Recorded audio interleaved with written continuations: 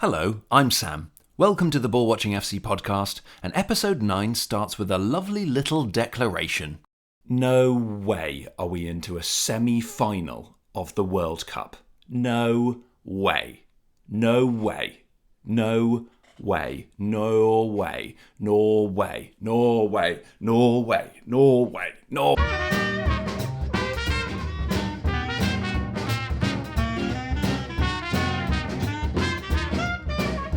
That was a bit troll-like of me. That's very uncharacteristic of me.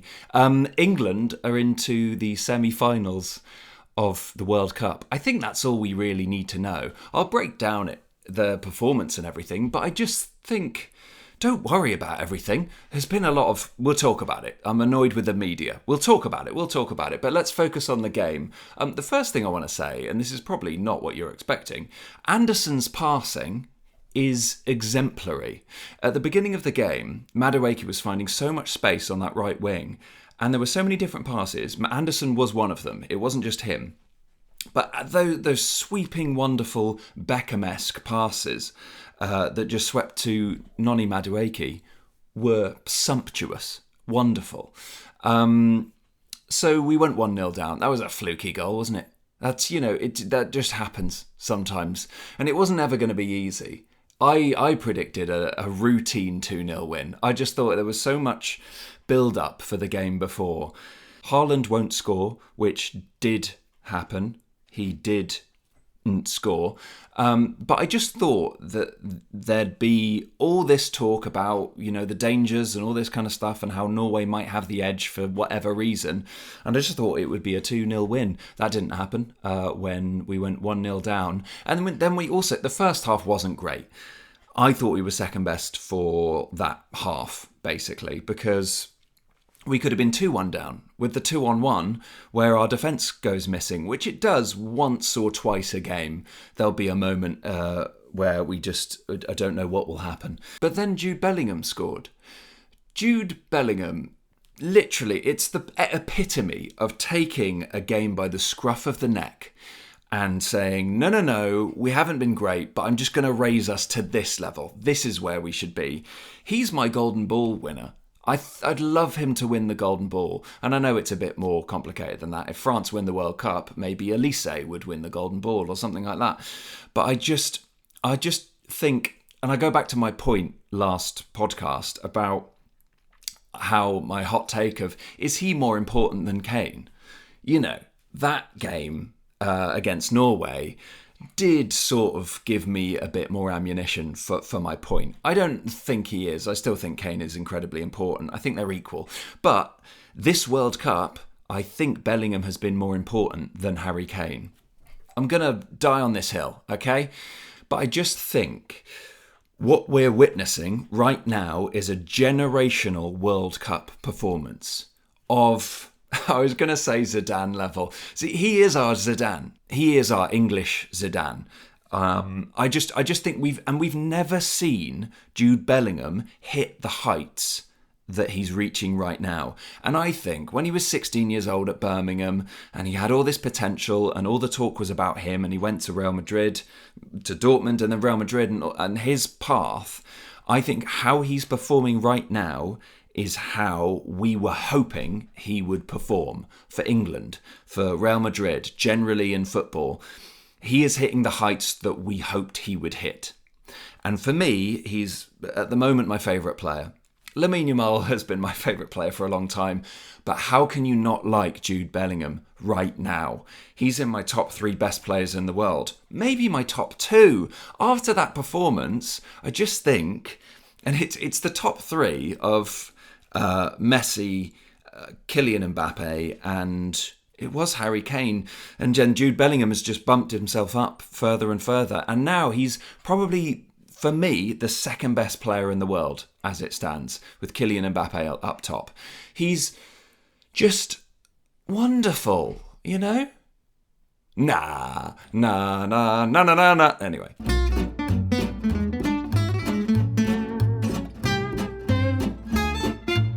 It wasn't our finest performance in the second half. I just think we were second best again. It was arguably our worst performance of the tournament. And I do believe that, and I just think that's maybe an unpopular opinion because we did get through and we didn't play that badly. We did have opportunities. But you've got to remind yourselves that Norway, they hit the bar. They scored the goal and then it got overturned by Haaland's push, which, by the way, I just think, whether you think it was a push or not, or whether it should have been overturned, I know Alfie Haaland didn't think that, but we'll come on to that. But it's the face Haaland makes when he pushes Elliot Anderson. It's not just, maybe he pushes and maybe he goes down easy or whatever it is, but it's it's just, if you focus on Haaland's face, there's quite a lot of grit in there. He's literally gritting his teeth as he pushes the player down. And it's like, all you need to do is just look at the face. Then ask yourself, was that a push? So, well, it looks like it had quite a lot of force behind it. And you can tell that because we're looking at your face, Erling. So, correct decision. But wow, we rode our luck, didn't we? They hit the bar. We got the goal overturned. We got lucky. We had a lucky second half. Madueke, I'd like to speak about Madueke, not in a good way. It was a bad performance from Madueke. He did what I've seen so many times as an Arsenal fan, unfortunately. He's got better at it, but he showed a bit of Madueke of old, where he's a very direct player. He'll run directly at the opposition, and that's great to see. But then he'll get into this final decision-making mode, and his decision-making won't be there. He'll either make the wrong decision, whether it's a pass back or a cross or whatever you want to do, or he'll make the right decision, but he won't execute it. He's done this so much in the past, and unfortunately it was just one of those games where he had a lot of room on the right, but he didn't play very well. Which brings me on to, please start Saka next game.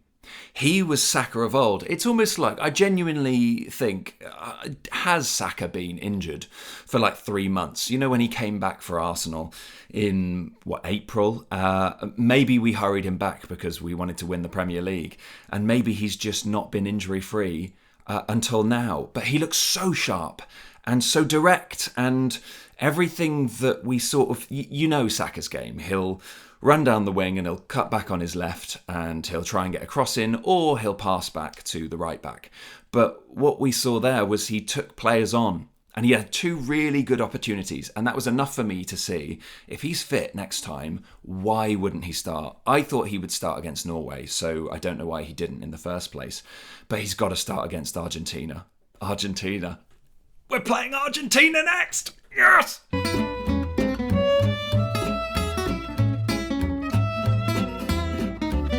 By the way, quiz time, Harry Kane and Jude Bellingham have scored every single goal for England, apart from 1 goal. Who scored that goal? 5, 4, 3, 2, 1. It was Marcus Rashford. Scored in the first game against Croatia. A decent goal. But come on, everyone. You can't let Harry Kane carry the team. You can't let Jude Bellingham carry the team. No, wait, you can. We're in the semi-finals of the World Cup. I'm absolutely desperate to talk about Djed Spence. I love him so much. After that performance, I just think, who's been on a bigger journey than Djed Spence in England? Because when he was called up, I think a lot of people were looking at Tottenham almost relegated. Why would you call up a player from a side that was almost relegated and haven't been playing great? So people were confused by the call-up. And then at the start, we saw these sort of viral videos from England's training camp of Thomas Tuchel yelling at Djed Spence to get on his mark or whatever it was. And then I think it was England-Ghana, England's second game. What went viral again was Thomas Tuchel yelling at Djed to do more 1-2s with Anthony Gordon, and then literally a couple of minutes later he did, and we had a great chance. To now, just what a performance from substitute Djed Spence. And I wonder if he'll see any game time anymore. Because if Reece James is back, surely we start Reece James. But Djed Spence looks ready to start if Reece James, if a feather touches his face and he breaks every single bone in his body, which he could do because he's so injury prone. But I have so much love for Djed Spence. And I wanted to talk about his foul. That's a foul. That's a foul. Oh my gosh, it's so contentious. But I think it's a foul Because what happened, if you don't remember, is Djed Spence did a brilliant mazy run down the left, and he cut in and he put his leg in front of the defenders and then fell over, in my opinion, was fouled. And the ref gave a penalty. And I've got so much beef with so many things. But for a start, I just think if he's trying to buy a foul, sometimes you can successfully buy a foul without it being someone looking for a foul, so he dives. But he's looking for the foul and he receives the foul. I just think if you put your leg in front of a defender and the defender then moves towards you and makes contact with you, and you go over, that's a foul. I don't think there's any more to it than that. And sure, you could say he's looking for it because he puts his leg in front and then he goes down. But for me, there's enough contact there for it to be a foul. Either way, whether it's a foul or not, did you think that was enough? A clear and obvious error, let's remind ourselves what VAR is there to do, to overturn it? I don't think there was. It reminds me of Arsenal versus Atletico Madrid in the Champions League when Eza went over and there was contact and he gave a penalty, but then they overturned it. And it wasn't a question of whether it was a foul or not. The question was, and is in this circumstance, is there enough there for the VAR to look at and say, we think you've made a clear and obvious error here, so we're going to send you to the screen and you'll overturn the penalty? I don't think there is. I really don't think there is. And I thoroughly enjoyed, as did I'm sure the nation, as did I'm sure the world who were watching, Alfie Haaland in the stands, cutting to him, doing the diving reaction, and then just giving it the two fingers on national television to everyone, you naughty boy. But speaking of Alfie Haaland, on Twitter afterwards, he said, "Well done, Bellingham, and the referee." And I've got a few things I'd like to say about that. For a start, I disagree with him. I think there's lots of reasons why you should actually be thanking the referee in a way.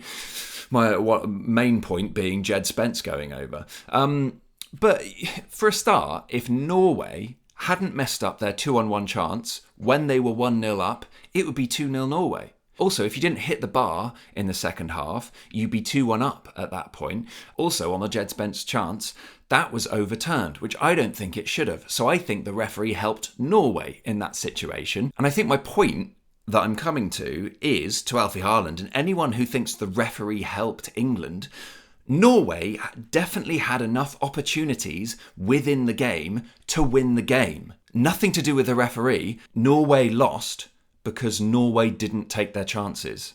And England capitalised. And that is it.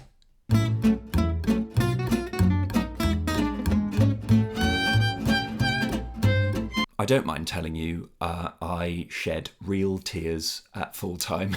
I've got very emotional. And I think, I reflected on why I got so emotional afterwards, because the main obvious reason is England are into the semi-finals of a World Cup again, which is huge, and it feels huge, and rightly so, it is. But I think one of the reasons, arguably the main reason I got so emotional, was because all the successes we've had up until now in the last 8 years, and the consistency that we've been doing this, just really got to me. It's the one time I feel very proud to be English, because it means so much, and football is my favourite thing in the whole world. And to be part of a nation who is consistently doing so well and getting so close to winning something makes me incredibly proud of Jude Bellingham, of Harry Kane, of all the boys that are doing it for us, for our nation. I feel immensely patriotic about that, and I never do. But it's just the effect it's having on me, and the emotion just got too much at full time. I just couldn't believe we'd done it. And it was a difficult ride. It wasn't an easy game at all. But I do just want to remind you that after the 2016 embarrassment, arguably the most embarrassing moment of English men's football ever, going out to Iceland, obviously, 2018 we got to the semi-final against Croatia, and we lost against them. And 2020 in the Euros we got to the final and we lost on penalties to Italy. In 2022 we got to the World Cup quarter-final, and we could have gone further. I think we would have gone further, but we faced France, who got to the final and took Argentina all the way. And obviously in the 2024 Euros final we lost in the final to Spain. So we're getting so close, and that consistency just makes me immensely proud, and that is all part of why I got so emotional and why we should be so proud to be English, because look at how good we are at football. It's kicking off. It's kicking off. Stay inside. It's kicking off. Rant of the week. Rant of the week is with the British media. I'm kind of over it. I'm done with it. I'm so annoyed at ourselves. Like, why are we trying to ruin it? And I'm looking at ITV and BBC because, well, BBC annoyed me for a start, because just before the Norway game they had an article on there which was talking about sort of like the weather conditions and the humidity and all this kind of stuff. And they were talking about how Norway, they asked the question, do Norway hold the edge? And I read all that, and it was just all about how Norway could be better than England.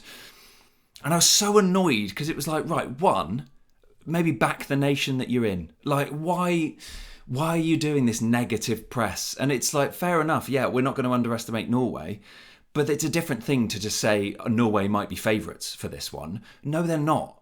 England are a better team than Norway, in my opinion, but clearly not in BBC's, because they felt like Norway. It frustrated me the way they decided to word certain things before a quarter-final, when we have a history of English media being the problem, the main problem with when England are at the World Cup or Euros, and they just are so negative and put pressure on and all this kind of stuff, and it's frustrating. Because England are in the quarterfinals of the World Cup at that point, and just back the team. Just back the team you're in. And also, second point, you're talking about an English team who have just come from Mexico with the altitude and all this stuff, which also the press were like, whoa, God, it's going to be tough up there for the English to face Mexico with the altitude, with the Azteca, with all these obstacles against us. And I'm just sort of over it. I just want to read a piece of media that are saying England are in the World Cup quarterfinals against Norway, and we've got a really good chance of getting to the semis. But I didn't see that anywhere, and that really annoyed me. And I guess it won't sell headlines if you're kind of just saying like, hey, England are going to do really great and we have faith in them and stuff. But it's frustrating as an English person, an England fan, to read this just before we play Norway, when I think we've got a chance against Norway, in my opinion, but BBC obviously didn't think like that, and that really frustrated me. And two, we're going to sidestep onto ITV, the other people who are showing us the World Cup. Them trying to create headlines against Tuchel and Jude Bellingham is just so transparent and so stupid. And I've spoken to so many people recently about it, and they're done with it. They're not buying it at all. Everyone is angry with the journalism of ITV.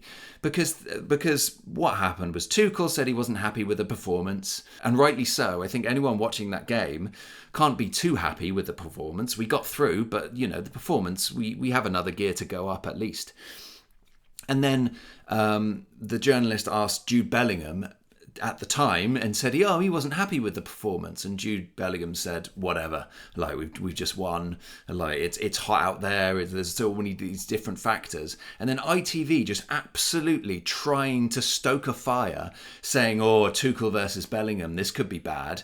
And it's just, I'm so over it, and it's so transparent, and I will happily rant the live long day about it, because shut up, England are in a semi-final, back your team. You're the English media, England are in the semi-final of the World Cup. Park it. Don't worry about any of that anymore. And I have seen an article today from BBC that are just being like, oh, yeah, these are unprecedented times. Here's why England should be celebrating this. And it's like, you've changed your tune. I thought Norway were the favourites. Now we should be... I probably won't even put this out because it is just a rant from me to me, isn't it? But who else is done with it?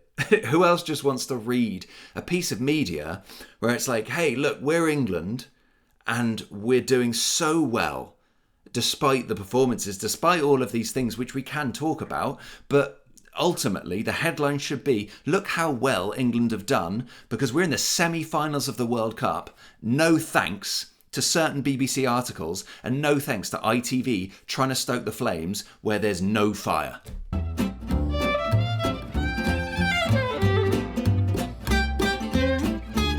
Okay, I'm mellowed out. It's fine. Let's talk about England versus Argentina.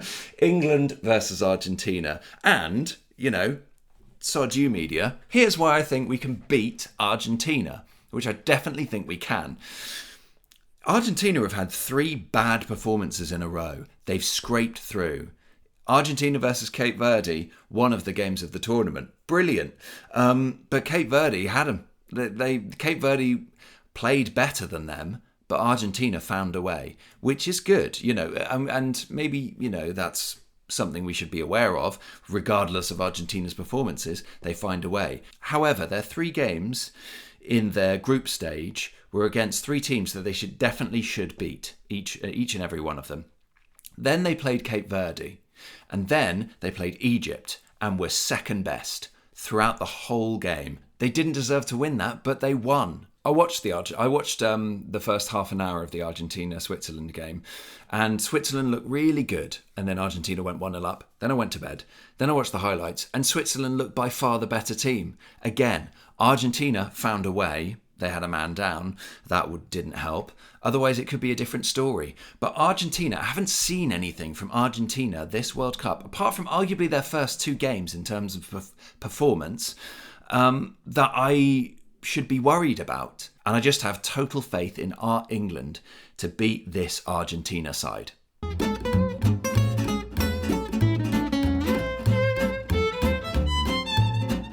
I don't know if I should end with this, but I have got nothing else to say apart from, here's a food for thought.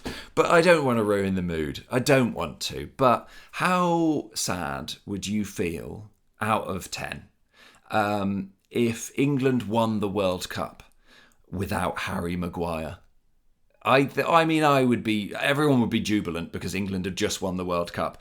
But I'd like to think at some point afterwards, after the celebrating, I'd spare a thought for him. I'd feel bad because he's been part of us since 2018, since the start of our dynasty, our not necessarily golden generation, but just golden era of English football in tournaments. He's been part of everything apart from this one. And if we were to win the World Cup, yeah, poor Harry Maguire. But then again, I'll end on a positive note. If we were to win the World Cup, England would have won the World Cup. So bring on Argentina, bring on France, bring on Spain. This is the top 4. This is the semi-finals of the World Cup, and we're still here. And what a privilege and a pleasure it is. Come on, England. If you enjoyed this podcast, please like, please subscribe, please spread rumours that if this podcast gets 100 subscribers, everyone gets a ticket to the World Cup final. And please, join me next time.